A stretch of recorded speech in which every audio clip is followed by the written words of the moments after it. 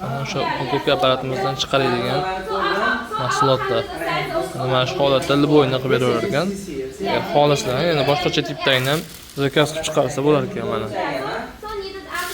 Mana turidan bor, anaqa turcha turda ham sig'inaveradi ekan.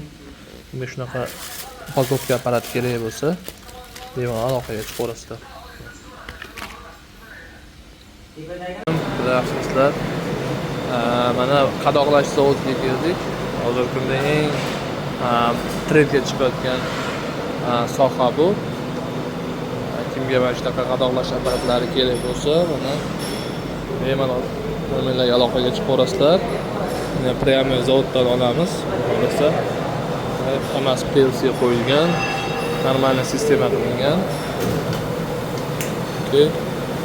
Tiplari, turlari, qadoqlash apparatini mana o'lchamiga qarab qo'llanadi. Mana e'tiboringlar, mana buni qadoqlarga kelgan boramiz. Chang apparat. Mana tayyor ishlatgan, mana qadoqlagan.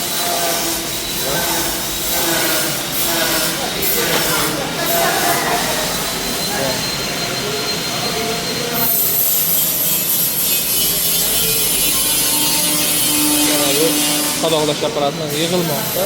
Mana shunday sinab ko'rilgan. Hozirgi usullari bilan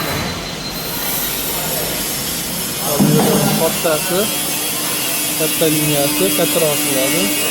Mana ichi buni. Mana bunaqa holatda qadoqlaydi bu. Mana qo'yilgan. Bu bilan tayyor bo'layotgan bu kichikroq liniyasi. Holatga qarab chiqariladi hammasi.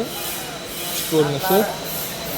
Kimga shunaqa narsalar kerak bo'lsa, bemalol aloqaga chiqaverasizlar.